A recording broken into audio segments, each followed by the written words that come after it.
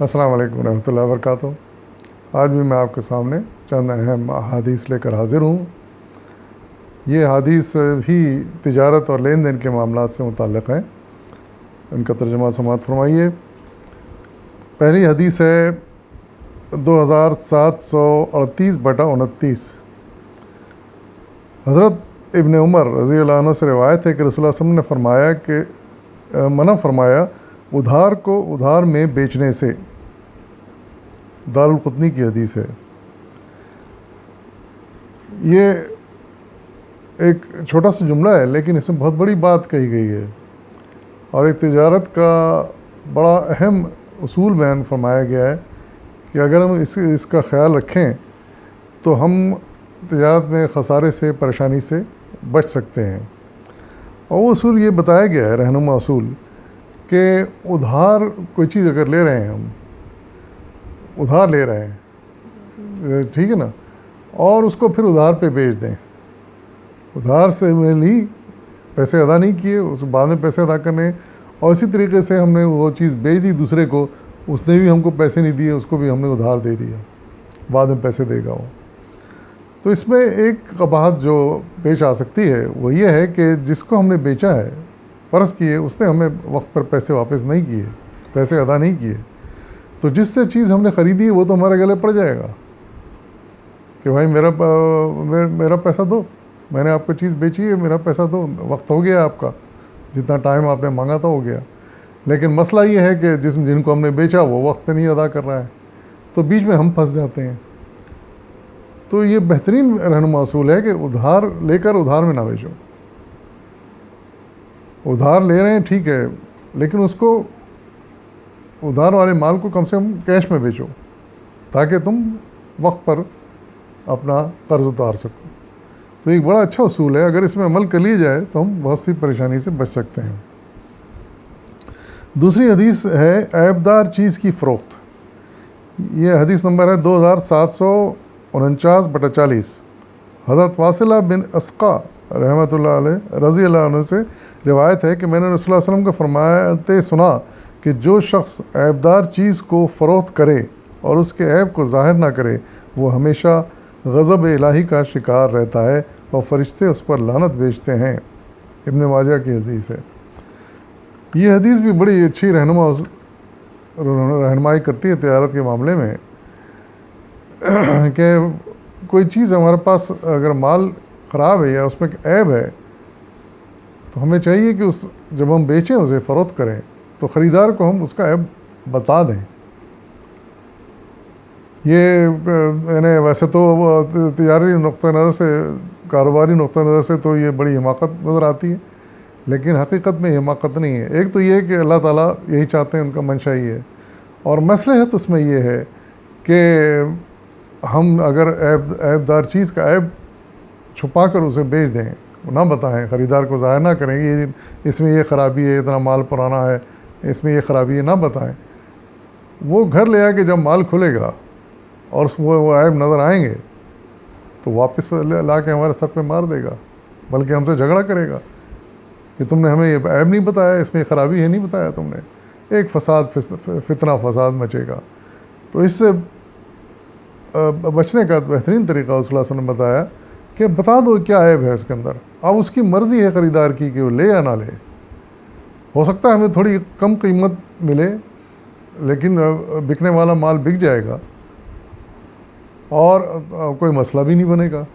ہمارے ضمیر کو اطمینان رہے گا کہ ہم نے تو بھائی بتا دیا تھا یہ خرابی ہے اس کے اندر، اب وہ اپنی مرضی سے لے گیا ہے تو اب وہ ذمہ دار ہے۔ تو کتنا پیارا اصول ہے یہ۔ جھوٹ بول کے ہم عیب چھپا کے بیچ سکتے ہیں، لیکن بعد کے لیے ایک بڑا فتنہ کھڑا کر سکتے ہیں، ہم اپنے لیے مصیبت کھڑی کر سکتے ہیں۔ اس سے بچنے کے لیے صلی اللہ علیہ وسلم نے یہ بہترین اصول ارشاد فرمایا۔ تیسری حدیث ہے ادھار خریدنا اور گروی رکھنا جائز ہے۔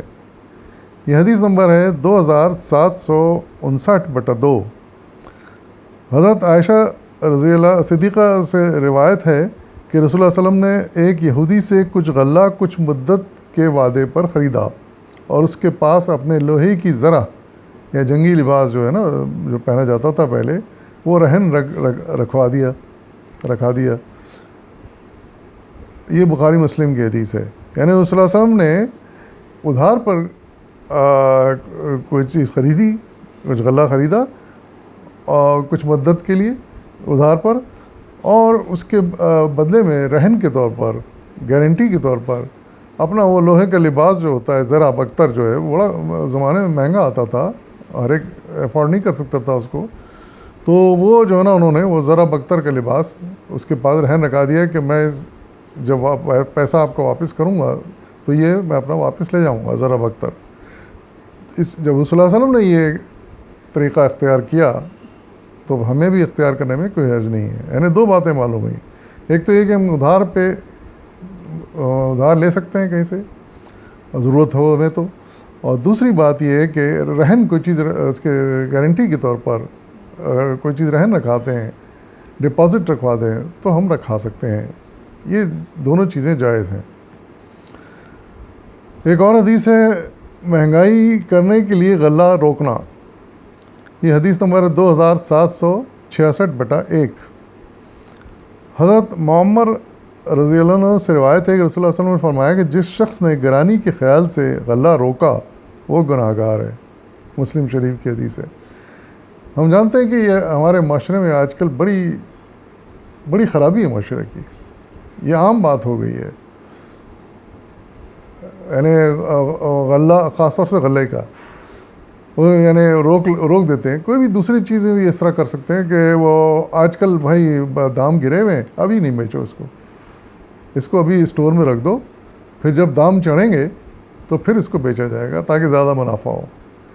لیکن اس طریقے کو صلی اللہ علیہ وسلم نے پسند نہیں کیا۔ ظاہر ہے اس کا مطلب اللہ تعالیٰ کو بھی چیز پسند نہیں ہے کہ کسی اس خیال سے مال کو روکا جائے تو کہ اس کی پرائز بڑھ جائے گی، زیادہ قیمت میں تھوڑے دن بعد وصول ہو جائے گی، تو یہ اچھی چیز نہیں ہے، یہ خود غرضی کہلائے گی، ہے سیلفشنس، یعنی آپ نے اپنے تھوڑے سے فائدے کے لیے اور دوسری چیزوں کو تو روکا، غلے کو بھی اگر آپ روک لیں اس طریقے سے کہ ہم آٹا یا چاول یا دالیں تھوڑے دن بعد بیچیں گے تو زیادہ قیمت ملے گی، آج کل تو جو ہے نا بہتات ہے، قیمتیں گری ہوئی ہیں، تو یہ طریقہ آپ اندازہ لگائیے کہ جو ضرورت مند ہیں، ضرورت اپنی جگہ ہے خاص طور سے غلے کی، تو اگر غلہ اس کو وقت پہ نہ ملے گا تو اس کا گزارا کیسے ہوگا؟ تو یہ ذرا اگر سوچ لے انسان کھلے دل کے ساتھ تو پھر اپنے ذرا تھوڑے فائدے کو نہیں دیکھے گا، جتنا بھی فائدہ اس وقت مل رہا ہے وہ حاصل کرے اور بیچ دے، روک کے نہ رکھے۔ پھر اگلی حدیث ہے 2769/4، اس میں ہے حضرت عمر بن خطاب رضی اللہ عنہ سے روایت ہے کہ میں نے رسول اللہ صلی اللہ علیہ وسلم کو فرماتے سنا کہ جو شخص غلہ روک کر مسلمانوں کو مہنگا بیچنا چاہتا ہے خدا اس کو جزام اور افلاس میں مبتلا کر دے گا۔ ابن ماجہ اور بہقی کی یہ روایت ہے۔ اس میں بھی وہی بات کہی گئی ہے کہ غلے کو روکنا اس خیال سے کہ تھوڑے دن بعد اس کی پرائز بڑھ جائے گی تو پھر بیچیں گے، زیادہ فائدہ ہو جائے گا، یہ اللہ تعالیٰ کو پسند نہیں ہے، رسول اللہ صلی اللہ علیہ وسلم نے منع فرمایا ہے، اور بد دعا اس کے لیے کی ہے کہ ایسے آدمی کو اللہ تعالیٰ جزام یعنی کسی بھی بیماری میں، بری بیماری میں یا افلاس میں یعنی تنگی میں، یعنی وہ فائدے کے لیے کر رہا ہے لیکن الٹا اس کے لیے ایسے حالات ہو جائیں گے ایسے لوگوں کے لیے جو اس کو تنگی میں مبتلا کر دیں گے، افلاس میں مبتلا کر دیں گے، تو یہ ایک طرح سے بد دعا ہے صلی اللہ علیہ وسلم کی۔ تو اس لیے انسان کو چاہیے کہ ایسے کام سے بچے، جتنا منافع مل رہا ہے اس پہ بیچ دے، اس بات کا انتظار نہ کرے کہ میں تھوڑی دیر روکوں گا تو پرائز بڑھ جائے گی، یہ بہت ہی غلط طریقہ ہے، یہ آج کل بڑا رائج ہے، یہ عام طور سے گودام بھرے رہتے ہیں وہ اس خیال سے کہ چلو تھوڑے دن میں پرائز بڑھ جائے گی پھر بیچیں گے، اور معلوم ہوا کہ بارش ہو جاتی ہے اور وہ مال سارا سڑ جاتا ہے، خراب ہو جاتا ہے، بتائیے کیا حاصل ہوا؟ تھوڑے سے فائدے کی خاطر انسان ہی کرتا ہے، لیکن اتنا بڑا نقصان آتا ہے کہ لاکھوں بوریاں دیکھی گئی ہیں کہ وہ سڑ جاتی ہیں، خراب پھینکنی پڑتی ہیں۔ اگلی حدیث ہے مقروض کے ساتھ رعایت، یہ حدیث نمبر 2777/5۔ حضرت ابو قتادہ سے روایت ہے کہ رسول اللہ صلی اللہ علیہ وسلم نے فرمایا جو شخص اپنا وصول کرنے میں مفلس کو مہلت دے یا اپنا قرض معاف کر دے تو اللہ تعالیٰ اس کو قیامت کی سختیوں میں سے بچائے گا۔ یہ ایک بڑا بہترین اخلاقی اصول ہے، ارشاد فرمایا گیا ہے کہ اگر ہم اس پر چلیں تو ہم نیکی بھی کما سکتے ہیں اور دوسرے انسانوں کو کچھ سہولت بھی دے سکتے ہیں.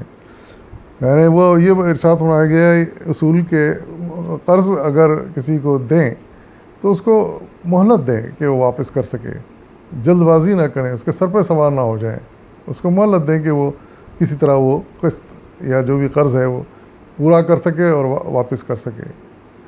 اور اگر وہ معاف کر دے تو اللہ تعالیٰ کو اس سے بہتر اور کیا بات ہو سکتی ہے. اللہ تعالیٰ کو بہت پسند ہے یہ کام کہ کسی کا قرض معاف کر دیا جائے اس کو اللہ کے نام پہ. لیکن اگر معاف نہ بھی کریں تو کم سے کم اس کو سہولت دیں, وقت دیں کہ وہ آسانی سے اپنا قرض ادا کر سکے.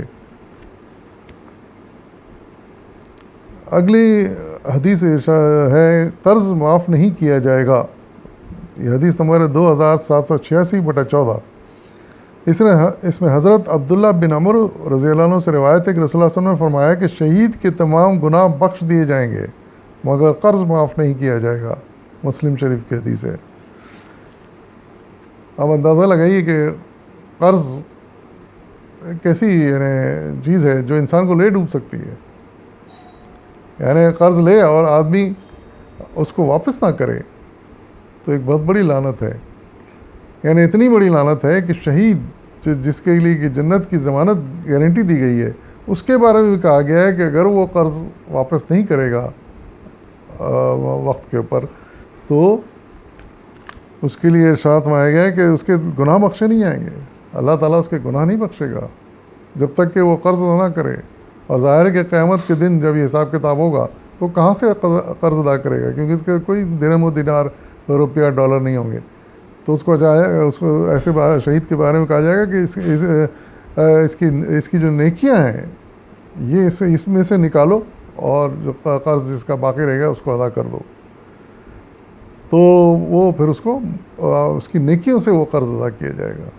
اب اندازہ لگائیے آپ کہ اس وقت تو ایک ایک نیکی انتہائی ہمیں ہوگی, بخشش کا باعث بنے گی, درجات کو بلندی کا باعث بنے گی. لیکن اگر وہ نیکیاں اس طرح بانٹ دی گئیں ضرورت مندوں میں, ہمارے مقروض لوگوں میں, میں نے ان لوگوں کے جن سے ہم نے قرض لیا تھا وہ ہم ادا نہیں کر سکیں تو وہ ہماری نیکیوں سے ادا کیا جائے گا اس وقت. تو ان چیزوں کا خیال رکھنا چاہیے. یہ عام زندگی میں یہ مسائل پیش آتے ہیں, لیکن اگر ان رہنما اصولوں کو ہم ذہن میں رکھیں اور یاد رکھیں, بار بار ان کو دہراتے رہیں اور لوگوں کو بھی آگے بیان کرتے رہیں تو یہ بہت ہی نیکی کا باعث بن سکتا ہے اور آخرت میں ہمارے لیے مغفرت کا باعث بن سکتے ہیں اصول. وآخر دعوانا الحمد للہ رب العالمین.